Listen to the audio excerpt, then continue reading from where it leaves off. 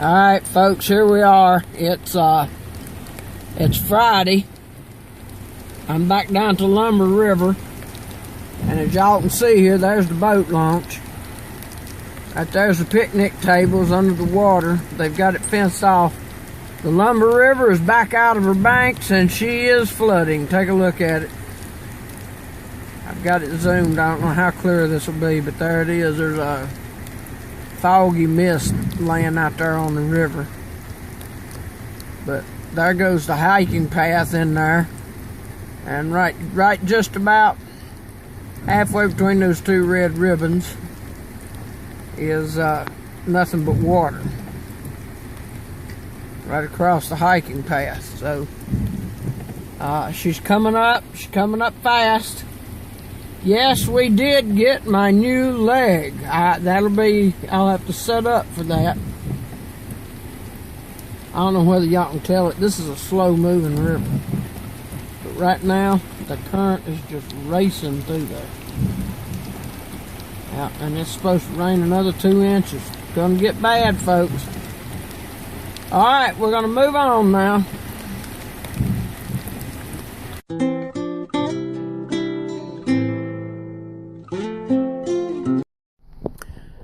There you go, twitching and jerking with that phone again. This is the next morning. There's the Lumber River. You can see it's about 9:30 in the morning. You see that foggy mist? It is incredibly humid. It is so humid that the outside of the house is running with condensation. Not rain, but condensation. So let's pull on down here and see what the river's doing now compared to yesterday afternoon. Rained all night long. But now remember, rivers rise after it stops raining because all the swamps and creeks and everything have to come down. Okay, there she is, folks. Not a lot higher than it was. But I just don't know whether y'all can see how fast that current's going. I'm going to try to zoom it in. Can you see the current out there? You have to see there it goes. See that white thing going down through there? Right in the middle of the screen. That's how fast that current's going. And this is a very lazy southern river. I'll try and pan this. There's the current around those cypress trees and gum trees. There's the bench. It's more underwater than it was, but not much. Here's what I go by for the measurement. See those railroad ties for the landing? That's one railroad tie. That's 8 inches. It's only come up about 1 inch. Okay? Still raining. See the raindrops? We'll zoom it back out. There you go. Okay. Headed out now to the post office to mail some Christmas stuff. We'll be back later.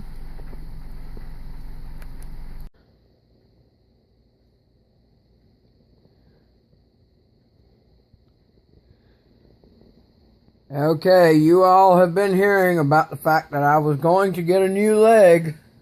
Well, there it is. Look at the sculpted finish of that leg. Check it out. And that beautiful blue turquoise color. And right there's my new shoe booties. They are orthopedic boots. Alright, they're not cowboy boots. But I've got some cowboy boots and some Ariat boots that I wear when I ride horses and do certain things. But these are good general purpose knock around. When I was growing up, my grandfather would have called those brogans. Okay, they lace up, they got hooks on the top, they're high top. When I wear shoes or tennis shoes, I wind up with a lot of dust and dirt out in the desert or even around here in grass.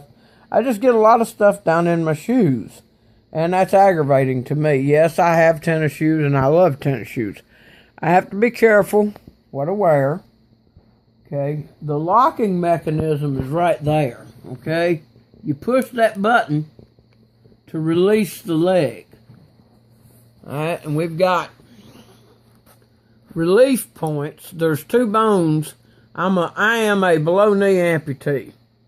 there's two bones. There's one in the front, tibia, and then the fibula on the side. This is for the fibula, for the tibia, and that's rubberized. Like, it gives you some give so that those bones don't rub, which was the problem that we had with the previous one. Although it's not, it bends and it moves, but it's tough. As you can see down in there, there's a hole. That hole is for this. This is my stump with a liner. The liner looks like this. It's rubber. That's Kevlar fabric on the outside, so that it doesn't rip and tear. This is one of the toughest liners I've had. They get these liners for me because I'm hard on legs and stuff. This is a sock. This happens to be a 2-ply sock. It's identified by the color. And the camera's not real true here, but that's a gray color. Gray means 2 plies, thickness. What happens as the day goes by, your stump shrinks. Or if you go to places to eat that use a lot of salt, like Asian or steakhouses, your stump will swell. And you have to take socks off and put socks on to make your stump fit the prosthetic socket. And that's what you do. And when you hit about 10 ply or 12 ply, to where you're using 10 or 12 ply regularly, you get socks in 1 ply, 2 ply, 3 ply, 5 ply, and then that's it. You just keep at, like if you need 10 ply, you put 2 5s on, you know. But when you hit 10 to 12 ply, you should be seeing your prosthetist about getting a new leg because your socket's getting too big. And your stump is pistoning in and out. What's pistoning? See this thing here? As you lift your foot, it pulls down, and that's pistoning in and out, and that will cause you to piston in and out. You have a little bit of pistoning all the time. There's my shoe booty. Look at that shoe booty. Woo, sexy brown leather. It's real leather. It's orthopedic. It's got a high box toe. The toe is real high, and it gives plenty of room, you know, so that when let's say that's your toe doesn't go up and rub the top. All right, so there's more than y'all ever wanted to know about prosthetic legs. Okay, that little spear thing, that's called a locking pin, goes down in that hole. When you want to take it off, you push the release button. If you don't think your pin is all the way down, you can crank this like that and crank it and tighten it up manually by sticking a quarter in it. If you're an amputee with a locking pin system like this, always keep a quarter in your pocket. See, there's 2 reasons you want to have a quarter in your pocket. One is to pull your leg down tight if it doesn't. Now, I usually don't have that problem. But occasionally I do have a problem if I'm putting a lot of socks on that it won't go all the way down. I'll have to crank it in. So you want a quarter for that. Or if you go to Aldi's grocery store, they rent the carts. The shopping carts, you put a quarter in it, push the cart around. When you leave, you put the cart back in the row, and you get your quarter back. So, and there you are looking at my TV and my trash and junk. We've got it junked up pretty good in here because we're packing up to move. There's a couple of Christmas presents come in. There's a bunch of boxes. You see some Amazon tape. All that stuff right there has got to be carried out to the camper and unloaded and packed in there, or the empty boxes have to be taken to the dump location for our refuse here in the county. So I'll let y'all go now. I just thought y'all would be excited about the leg. Yes, I think it's this is the first one I've had. Look, it's really sculpted. See the curves to it? It's really sculpted. I think this is just fantastic. Look at that. Look at that right there. How the prosthetist said this is the most sculpted leg he'd ever made. Usually it's sculpted on the inside because they make a plaster of Paris cast of your stump. So usually the inside itself down in there is sculpted like this. But he said that he wanted for Christmas, and he was going to start making them like these for people. And let the outside be sculpted too, because it looks good. And I agree, you know. One thing about being handicapped, put that down right there. One thing about being handicapped, there goes a foot. That is a foot. Where's the mighty Magoo? He's in every video. Boy, where'd you go? Oogie boogie boy. He'll be here in a minute. He's at the other end of the house. When he gets up off of his bed, he has to go through this elaborate stretching routine. Boy. Where he stretches and aggravates you because he doesn't come up right then. Okay? See him right there stretching? Under there? What's that? Come on, boy. Here he comes. This is the mighty Magoo. He said he had to have his 5 minutes of glory. No, not 5 minutes. You get 5 seconds, boy. Boy, good dog. Boy, let's Bill. Boy, let's Bill. Let's see your paw. You want to shake? Yeah, we shake. You know, this thing isn't focusing as good as it usually does. But, I forgot what I was talking about. What were we talking about before we hollered at Magoo?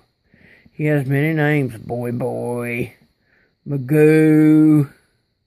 The mighty Magoo. Mick. Yeah. Look what pretty teeth he has. He's got the whitest teeth. He gets to go to the pet groomer once a month, and they give him a bath, trim his toenails, express his anal glands. He left. He's got a toy in there. Express his anal glands, and they do what they call a shedding treatment, which is where they use a special kind of shampoo that's supposed to make the hair release and not have static and all that, so it will release from the hairs around it. I mean, it's already loose from him. It's just sticking to his coat itself down in there. And then they got a super duper blower, and they blow. And so it's a deal. It's what we do. So we'll move on now, folks. And this is Sunday, December the 16th. We filed our moving temporary orders so that our mail will follow us to our mail drop. And we are going to do the final loading today, good Lord willing. We've had a terrible rain. I'm halfway afraid to hook the camper because the yard's so wet, but it'll dry out today. But we're going to do the final loading. Put the stuff out of the refrigerator out there, the freezer, my clothes and personal items, my jewelry equipment, and that's it. After that, there's nothing except put the toy. Remember, the toy. That's its name. She's a girl. The toy is the geo-tracker. And we're going to take the geo-tracker and we're going to put it in the barn so it doesn't get dusty and nasty and all that, and lock the barn up and shut the doors, and then we've got to drain all the water out of the house and we can leave. The plan is to try and get everything ready to go today because, you know, plans, you got to have a plan. But once the plan starts to evolve, it goes to pieces, and you got to start reacting to the issues and the problems. So what we're going to do is plan to get everything packed and loaded and locked up today, to where we can actually sleep in the camper tonight, because there won't be any water in the house because it's drained. And then we will then get up in the morning in the camper and make our breakfast and our coffee and get in the truck and drive away. It'd be that simple.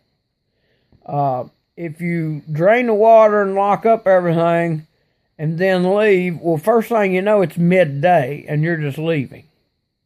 And I'll cover why you want to be at your first camping spot by 3 o'clock in another video. But I realize y'all have sat here and looked at my Amazon box and my flat lap and mixed food and bowl and my oven and my old-timey widescreen TV. I don't have a flat screen. I love my widescreen. It doesn't distort people, make them skinny or tall. And the picture's just as tall as it is wide. So I like that better. So I will let you go now, and we'll move on to something else fun. Thank y'all for visiting with me today.